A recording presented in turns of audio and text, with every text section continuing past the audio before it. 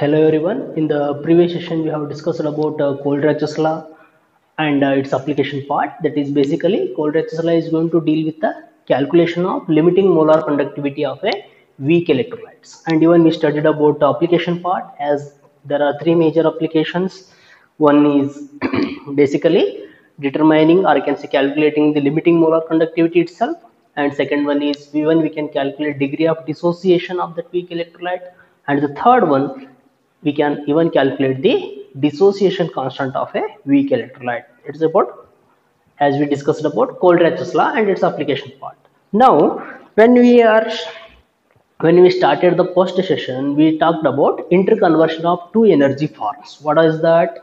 Electrical energy and chemical energy.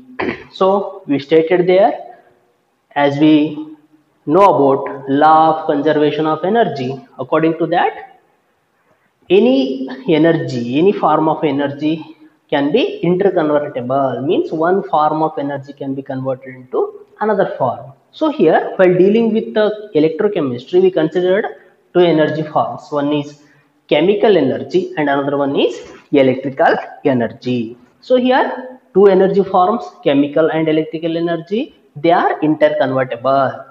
The interconversion of these two energies are studied under the title we mentioned, under the title electrochemistry. So now, if I consider the first interconversion, that is conversion of electrical energy into chemical energy, it means that how we can convert, or else I can say that electrical energy used for some chemical purposes, it is dealt under the title. What is the title? It is called electrolysis. So here we know that electrolytes act as a conductors. Lysis generally refers to breakdown. Here lysis refers to breakdown. It means whenever if you pass a electric current, through what type of solution? Electrolytic solution. If we pass a electric current through electrolytic solution, what happens? There involves a chemical changes. It means electrical energy is used for chemical purposes. So is studied with the title electrolysis. So what is the definition for this? Say the process of chemical decomposition of an electrolyte.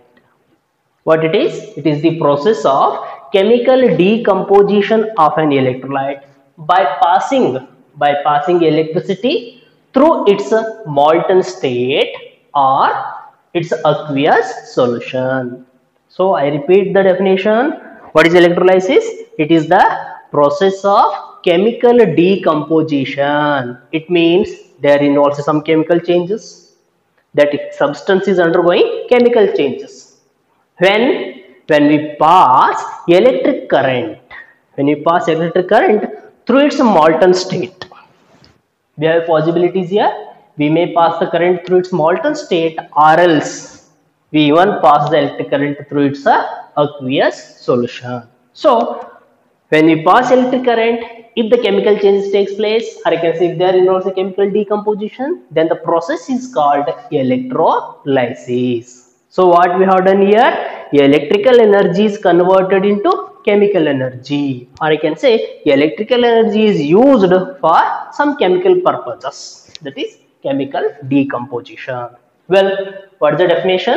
The process of chemical decomposition of an electrolyte by passing electricity through its molten state or its aqueous solution is called electrolysis. Well, the device which is used, where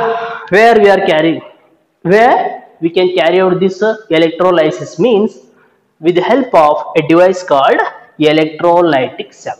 Means this phenomenon, the process electrolysis is carried out a setup.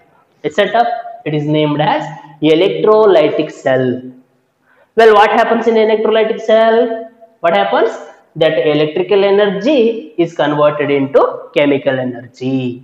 Basically, what we can say, when you pass electricity, there involves a chemical decomposition. It means electrical energies get converted into chemical energy in electrolytic cell. So we can define it. Electrolytic cell means the device in which is a device, a setup. The device in which electrical energy is converted into chemical energy is called electrolytic cell. Or else the device in which electrolysis takes place by virtue of passage of electric current is called electrolytic cell. So what is electrolysis? Is the chemical decomposition of an electrolyte by passing electric current through its molten state or its aqueous solution. Where we are going to carry out electrolysis? Electrolysis is carried out in a device called electrolytic cell. So in electrolytic cell what happens? Electrical energy is converted into chemical energy. Well, when you look at the components of a electrolytic cell, what are all present in a electrolytic cell? A typical electrolytic cell consists of battery. Means we need a source of electricity, we need electrical energy, so electrical energy is obtained in the form of a battery. So what is the first component of electrolytic cell? First component is the battery. So here battery is used as a source of electricity, so is the first component. Then what is the second one? There will be electrodes. Second component is the electrodes. Well, what are electrodes? These are either metal plates or metal sheets which are connected to the terminals of a battery. So what are electrodes? These are the either metal plates or metal sheets which are connected to the terminals, positive terminal and negative terminal. It means there will be two terminals. So we are using two metal plates or two metal sheets. Those metal sheets are connected to positive and negative terminal of a battery. So they are named as electrodes. So a metal plate or metal sheet connected to the terminals of a battery, they are called electrodes.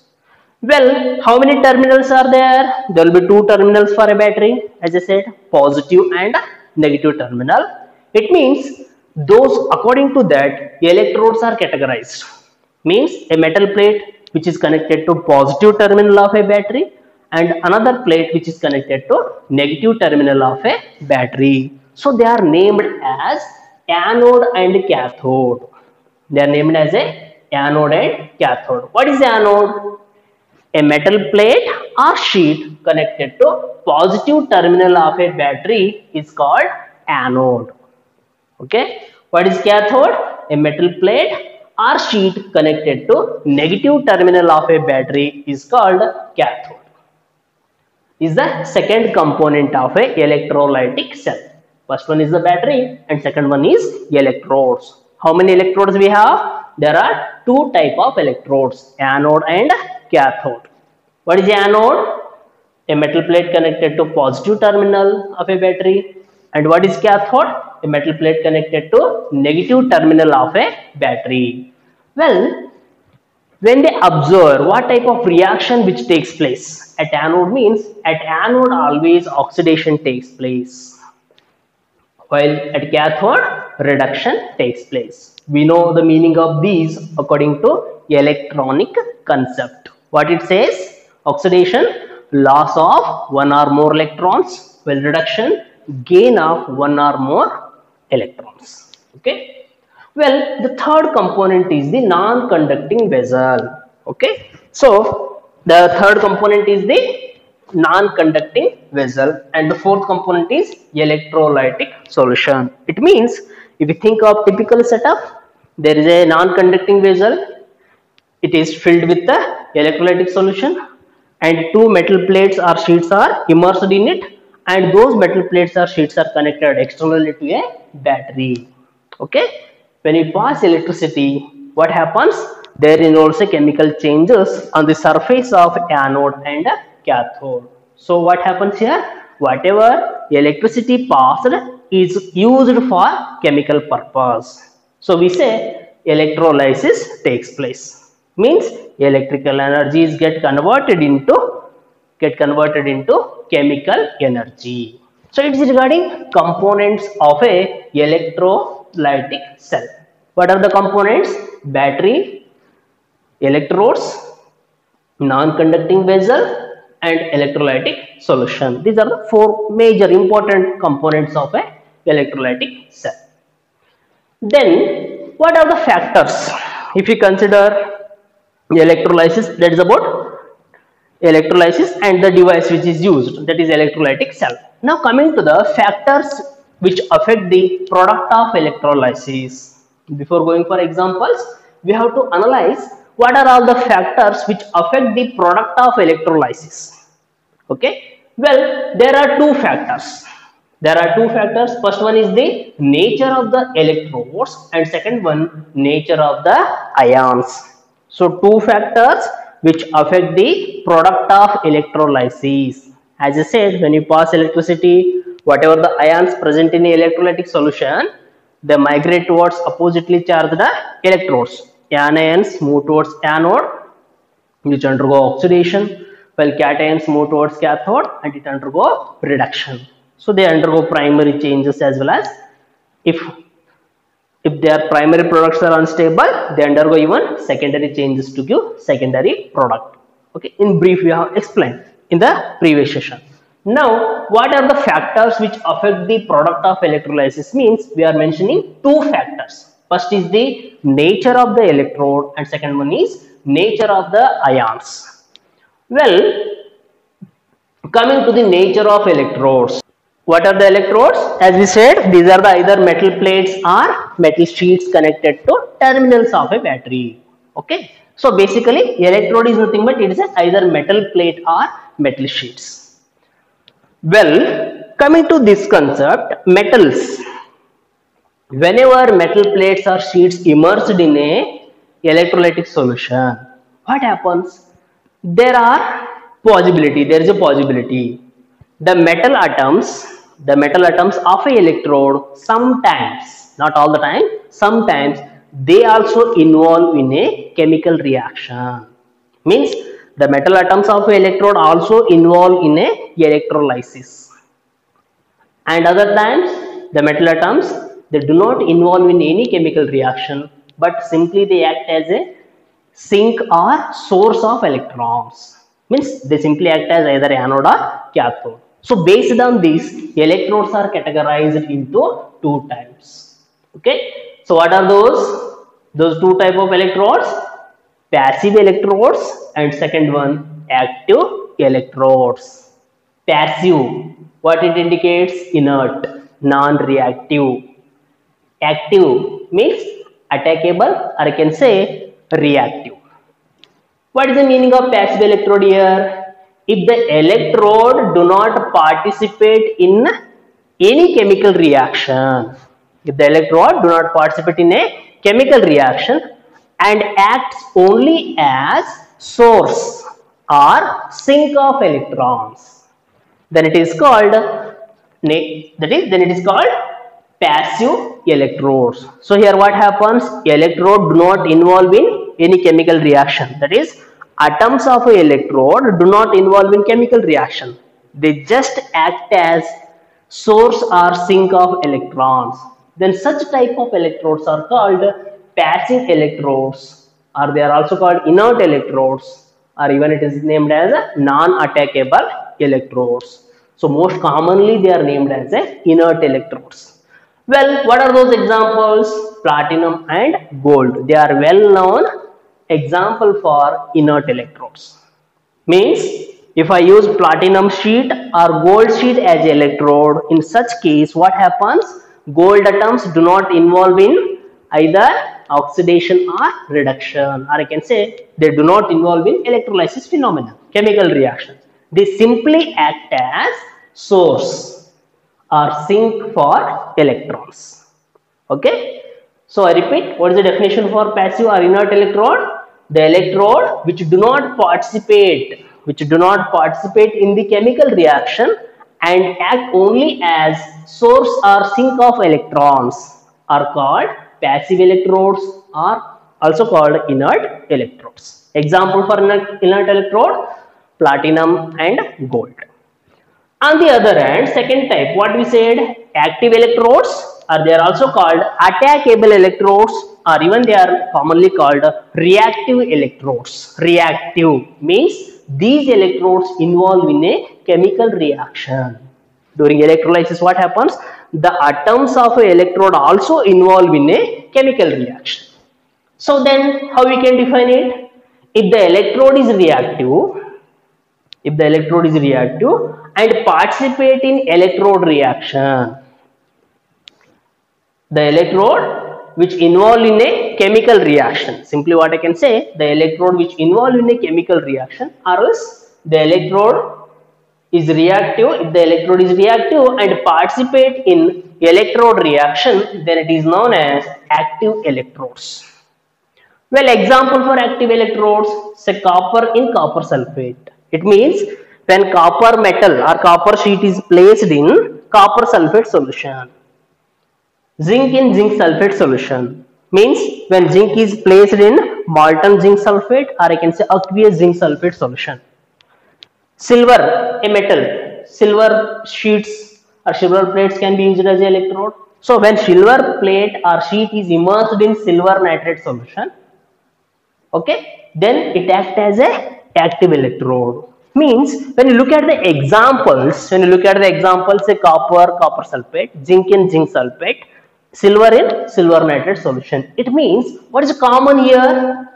What is the common means? Metal is placed in its ionic solution. Metal, zinc, ionic solution, zinc sulfate solution. Metal, silver, placed in silver nitrate solution. Well, one can analyze and conclude here that whenever metal is placed in contact with its own ionic solution, then it acts as a active electrode, or I can say reactive electrode, or even it is named as attackable electrodes. So the important note point to be remembered here is, what is that? If electrode is in contact with its own salt solution, if the electrode, or I can say if metal is in contact with its own salt solution, then it takes part in a chemical reaction. Okay, when metal is in contact with its own ionic solution, then it takes parts in a chemical reaction, hence it acts as active electrode. Is it clear? So when you think of factors which affect the product of electrolysis, whether we are using active electrode or passive electrodes. If you use active electrodes, what happens? The electrode also involved in a chemical reaction, therefore product of electrolysis is different. On the other hand, if you use passive electrode, that electrode do not involve in any chemical reaction, in such case, okay, product of electrolysis is different. Therefore is the first factor, which affect the product of electrolysis, that is nature of electrodes. That is, we are using active electrode or passive electrode. I hope you know the difference between these two with examples. And regarding active electrode, what is to be remembered? When an electrode is in contact with its own salt solution, then it takes part in a chemical reaction and act as active electrode. Okay, so it is regarding first factor. Then coming to the second factor, nature of the ions. Well, here nature, if I consider, generally say ions, either it may be cation or anion. Okay, either it may be cation or anion. So during the electrolysis, what happens? There will be electrolytic solution. That electrolytic solution contains large number of cations as well as anions. Means they are charged particles. When we pass electricity, what happens? That electrical energy is used to remove the charges present over the anions as well as cations on the surface of anode and cathode. So when ions migrate, anions reach the anode surface, its charge is removed. Similarly, cations reach the cathode surface and its charge will be removed on electrode surface. For the removal of charges, which energy they use? They use electrical energy. Okay, are you getting this? Please, I make it clear once again. So whenever ions reach the electrode surface, their charges will be nullified, removed by using electrical energy. So we call discharge potential. It is named as a discharge. Charge is removed. As we know, discharge means send out, removal. Means here what happens on electrode surface, the charge of cations and anions will be removed. So we call it is a discharge potential. Well, if I consider nature of the ion, so the product of electrolysis depends on the which factor? Discharge potential of ions. It depends on the discharge potential of ions of a solution. Well, here what is the discharge potential? As I already mentioned in brief, what it is the minimum potential required for the discharge of ions. Is the minimum amount of electrical energy, or I can say the minimum potential required for the discharge of ions, where discharge takes place at the electrode surface. Okay, so it's called discharge potential. I repeat the definition. What it is? The minimum potential required for the discharge of ions at the electrode is called discharge potential. Okay. Well, all ions are get discharged at electrode surface in accordance with the preferential discharge theory. Say, whenever if the electrolytic solution contains, as I said, ions migrate towards the electrode and they will be discharged. Now again question rises here, if the electrolytic solution contains more than one type of cation and more than one type of anion, say for example, if I consider molten NaCl and aqueous NaCl, what is the difference? Molten NaCl contains only Na plus and Cl minus ion. So I can say a vessel filled with the molten NaCl contains only one type of cation, that is Na plus, and only one type of anion, Cl minus. So in the another vessel, if I filled it with the aqueous NaCl solution, aqueous NaCl solution. Now in this case, what I can say, how many type of cations present? There will be two type of cation, that is sodium chloride dissociates, and we know that water, aqueous means water, it also dissociates, produces small quantity of H plus and OH minus ions. So in aqueous NaCl solution, we have two type of cations, Na plus and H plus, and even we have two type of anions, okay, Cl minus and OH minus. In such cases, if the electrolytic solution contains more than one type of cation or anion, in such case, which ion to be discharged? The question rises, which ion to be discharged? It can be considered according to preferential discharge theory. Which ion to be discharged can be decided according to preferential discharge theory. Coming to that preferential discharge theory, so what is the statement for that this preferential discharge theory means? If more than one type of ions is attracted towards particular electrode. As I said, anions will be attracted towards anode while cations are attracted towards cathode. Well, if there are more than one type, what it says, if more than one type of ion is attracted towards particular electrode, then which ion is discharged? The ion discharged is the one which requires least energy, okay, or else we can say having low discharge potential. What is the first statement for preferential discharge theory? If more than one type of ion is attracted towards particular electrode, then the ion discharged is the one which requires least energy, or I can say having low discharge potential, okay. Or else another way, when a solution contains two or more type of anions or cations, when a solution contains two or more type of two or more type. We are not thinking of numbers. We are talking about type. If the solution contains more than one type, so or else I can say two or more type of anions or cations, then what happens? The ion with the lower discharge potential is discharged first. Say there are, say solution contains A, B, C, D, four ions, A, B cations and C, D anions. So out of A and B cations, so which is discharged first means one is having low discharge potential according to the statement, or I can say discharge potential theory. What it says, which ions are discharged means the ion having low discharge potential will be discharged first.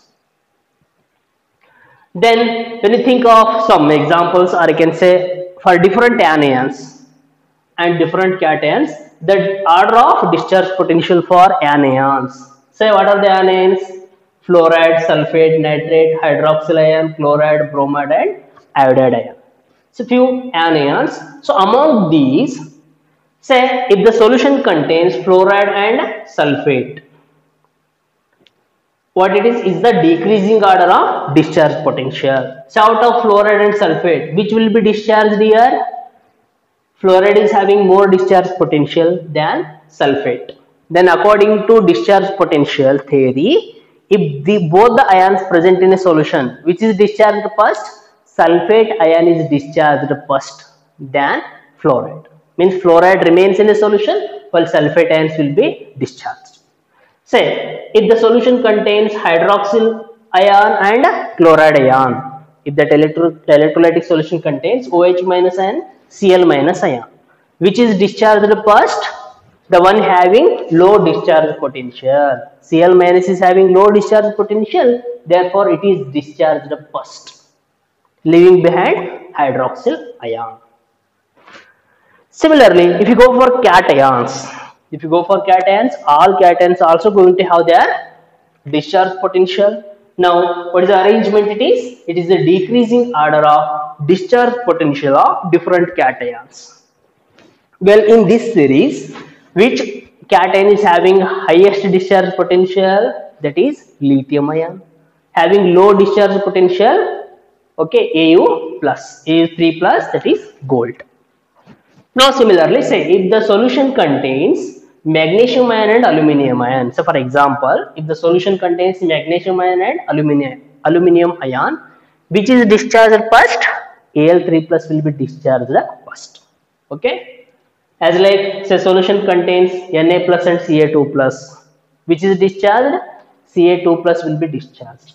If the solution contains, okay, as like say iron ions, ferrous ion and H plus ion, Fe2 plus ion and H plus ion, which is discharged, H plus ions are discharged, ferrous ions remains in a solution. As like with help of these two series, one can able to recognize which ion is discharged first during electrolysis. So it is regarding preferential discharge theory and as well as the series of cations and anions. Well, coming to few examples here. Say what is the first example? Fused NaCl.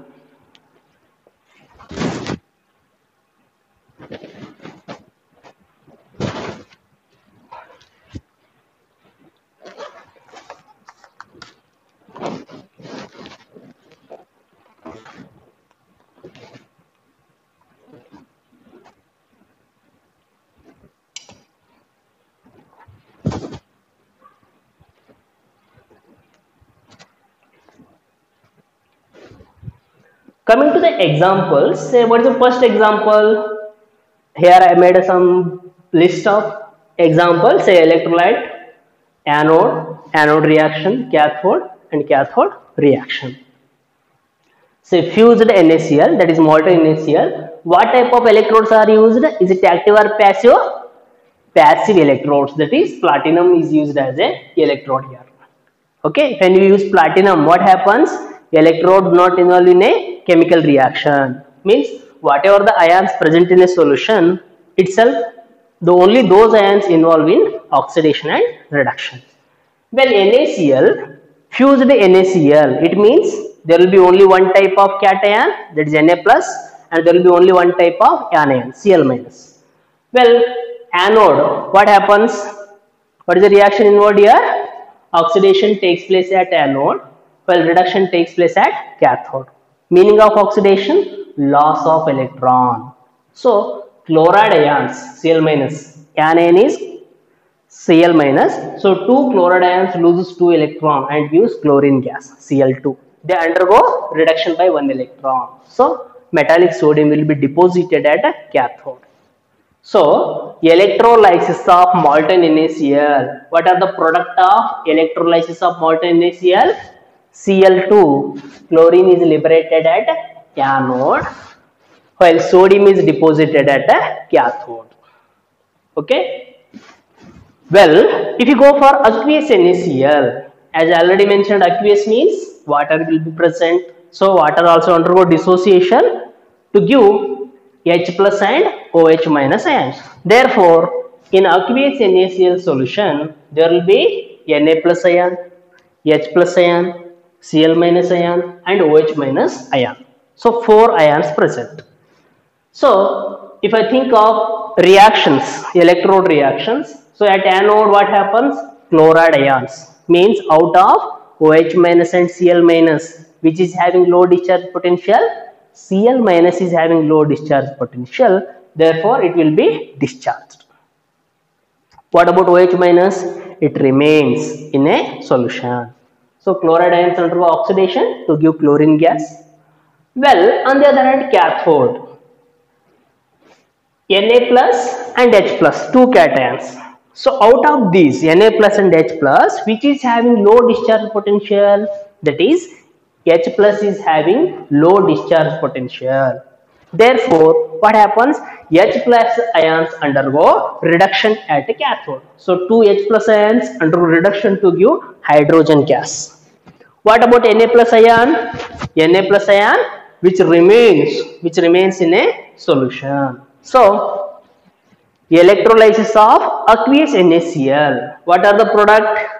Chlorine gas liberated at anode, while hydrogen gas liberated at a cathode. What that solution contains? Solution contains Na plus ion and OH minus ion. So, is one of the method aqueous sodium chloride used to call that brine solution is used during the manufacture of sodium hydroxide. I hope you can recall this concept. So, during aqueous electrolysis of aqueous NaCl, what are the product of electrolysis? If I consider Cl2, H2 and NaOH. So as like I have listed out examples. So what happens based on the type of electrode? So for example here, say aqueous copper chloride. Here what are the electrode? If copper is used, if copper itself is used as an electrode, what happens?